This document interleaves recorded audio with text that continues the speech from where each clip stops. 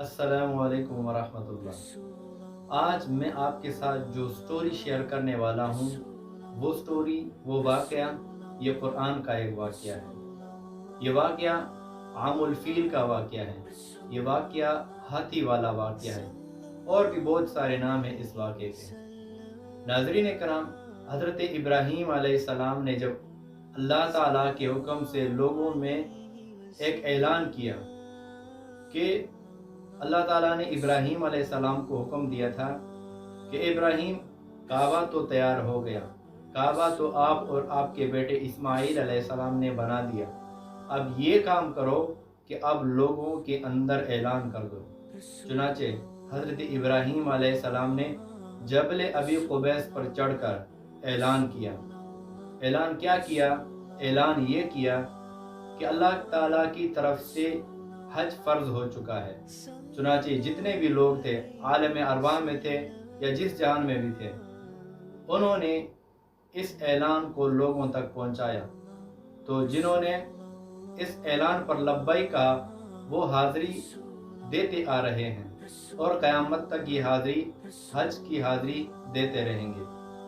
چنانچہ ابراہیم علیہ السلام نے جب یہ اعلان کیا لوگوں کے درمیان، تو لوگ مکہ آنے لگے، جوک در جوک مکہ آنے لگے، مکہ کا طواف کرتے تھے، جس کی وجہ سے مکہ کے جو مکین تھے ان کی اچھی خاصی روزی روٹی ہونے لگی۔ تو یمن ملک جو کہ حبشہ کا صوبہ ہے، وہاں کے گورنر ابرہہ، انہوں نے ایک مرتبہ اپنی رعایا سے پوچھا کہ یہ لوگ کہاں جاتے ہیں، یہ ہر سال کہاں جاتے ہیں؟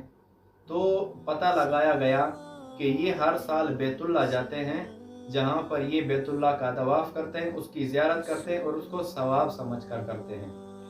چنانچہ ابرہہ نے یہ سوچا کہ یہ لوگ مکہ جاتے ہیں، وہاں طواف کرتے ہیں، جو کہ ایک عام سا کمرہ ہے جس کے اوپر کالی چادر چڑھی ہوئی ہے۔ تو ابرہہ نے سوچا کیوں نہ ہم بھی ایک ایسا کمرہ بنائیں، ایک ایسی جگہ بنائیں کہ لوگ اس جگہ آ کر زیارت کیا کریں گے۔ چنانچہ ابرہہ نے ایک ایسی چیز ایجاد کی، ایک ایسا محل نما، ایک ایسا کمرہ ایجاد کیا کہ لوگ وہاں جانے لگے اور وہاں اللہ کی عبادت کیا کرتے تھے، جس کے اندر بیڈ لگا دیے، جس کے اندر خوبصورت کمرے بنا دیے اور اس کی تزئین و آرائش کر دی۔ چنانچہ لوگ بیت اللہ کے بجائے ابرہہ کے کعبے کو جانے لگے۔ مکہ والوں نے سوچا کہ آخر کیا وجہ ہے کہ ہماری معیشت بھی کمزور ہوتی جا رہی ہے اور لوگ بھی یہاں پر نہیں آ رہے، کیا وجہ ہے؟ پتہ لگایا گیا کہ یمن کے اندر ابرہہ نے اپنا ایک کعبہ بنا دیا۔ لوگ اس لیے کعبے نہیں آ رہے، یعنی بیت اللہ نہیں آ رہے، وہ ابرہہ کے کعبے کیا طواف کرتے ہیں، وہاں جاتے ہیں۔ چنانچہ قبیلہ بنو خزاعہ یا قبیلہ بنو کنانہ کے ایک فرد نے اس کی تفتیش کے لیے وہاں گئے۔ جب وہاں پر گئے کہ کیا دیکھا، لوگ طواف کر رہے ہیں، ان کا کاروبار، ان کا بزنس بھی بہت اچھے طریقے سے چل رہا ہے۔ تو لہٰذا وہ قبیلہ بنو خزاعہ یا بنو کنانہ کے اس فرد نے کیا کیا کہ ان کے کعبے کے اندر غلاظت کر دی۔ نہ صرف غلاظت کی، غلاظت کے بعد ان کے کعبوں کو، جو عیسائیوں کا کعبہ تھا، جو ابرہہ کا کعبہ تھا، اس کو آگ لگا دی۔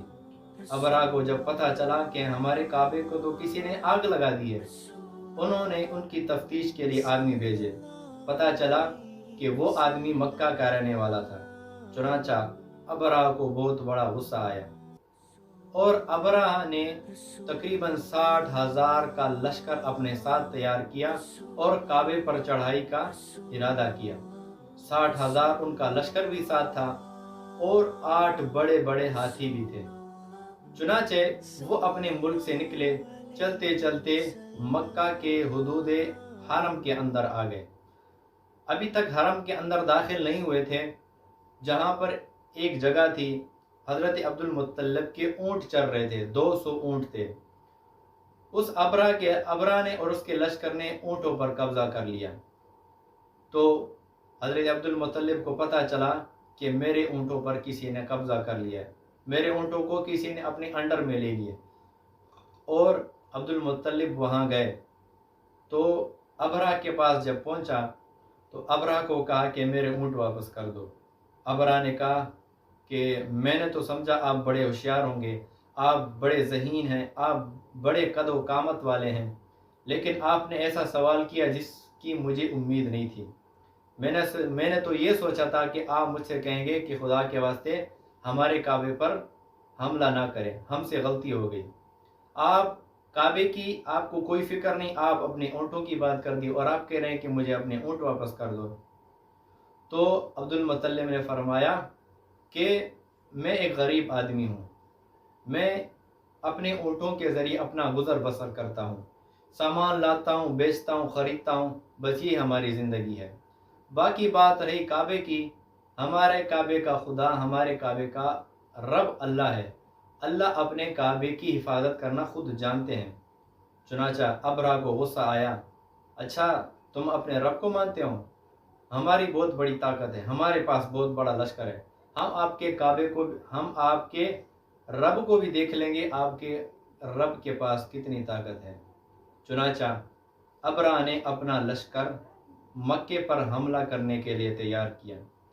جب حملے کی تیاری کی تو اللہ تعالیٰ نے ابابیل بھیجے، اللہ تعالیٰ نے پرندے بھیجے، جس کا ذکر قرآن پاک میں کچھ یوں آیا ہے، الم تر کیف فعل ربک باصحاب الفیل، کہ آپ جانتے نہیں کہ آپ کے رب نے ہاتھی والوں کے ساتھ کیا کیا۔ تو واقعہ کچھ یوں ہے کہ جیسے ہی ابرہ کے لشکر نے مکہ پر حملے کا ارادہ کیا تو اللہ تعالیٰ نے ایک غول، بہت بڑا غول، لاکھوں ہزاروں کی تعداد میں پرندے بھیجے جس کا نام ابابیل تھا۔ یہ پرندے ایسے تھے جو آج تک کبھی کسی نے نہیں دیکھے اور نہ اس جہان میں اب موجود ہیں۔ کہاں سے آئے، کہاں چلے گئے، یہ اللہ کے سوا کوئی نہیں جانتا۔ تو چنانچہ فرمایا ترمیہم بحجارۃ، کہ ان کے پرندوں، ہر ایک کے پرندے کے پاس 3 کنکریاں ہوتی تھیں، 2 پنجوں میں اور ایک اپنی چونچ میں۔ وہ کنکر جب وہ پرندے چھوڑتے تھے تو جس آدمی پر، جس جانور پر، جس ہاتھی پر لگتا تھا، وہ چھوٹا سا کنکر وہ اس کے بدن سے چیر کر اس کے بدن سے آر پار ہو جاتا تھا اور وہ آدمی وہیں پر ہلاک ہو جاتا تھا۔ اس طرح 60,000 آدمی وہاں قتل ہو گئے، سارے کے سارے مر گئے۔ ابرہ بھی خود زخمی ہو گیا اور اس کے 60,000 فوج وہ ساری کی ساری ہلاک ہو گئی اور اس کے ہاتھی بھی ہلاک ہو گئے۔ تو اس کا جو نقشہ اللہ تعالیٰ نے کچھ یوں کھینچا، الم تر کیف فعل ربک باصحاب الفیل، اللہ تعالیٰ فرماتے ہیں کہ آپ جانتے نہیں تیرے رب نے ہاتھی والوں کے ساتھ کیا سلوک کیا۔ ترمیہم بحجارۃ، جو وہ پرندے ان پر پھینکتے تھے پتھر کنکر کے، فجعلہم کعصف مأکول، وہ اس طرح ہو گئے گویا کہ کھایا ہوا بھوسا۔ تو ناظرین کرام، جس کو بھی پتھر لگتا تھا وہ وہیں جا کے بے ہوش اور مر جاتا تھا۔ وہ بیماری ایسی ہوتی تھی کہ وہ وہیں پر مر جاتے تھے، بعض وہیں پر مر گئے، بعض راستے میں مر گئے اور بعض اپنے ملک کے اندر مر گئے۔ تو ناظرین کرام، یہ دلچسپ سی سٹوری تھی اصحاب الفیل والی۔ یقیناً آپ حضرات کو میری یہ ویڈیو پسند آئی ہوگی۔ جزاک اللہ۔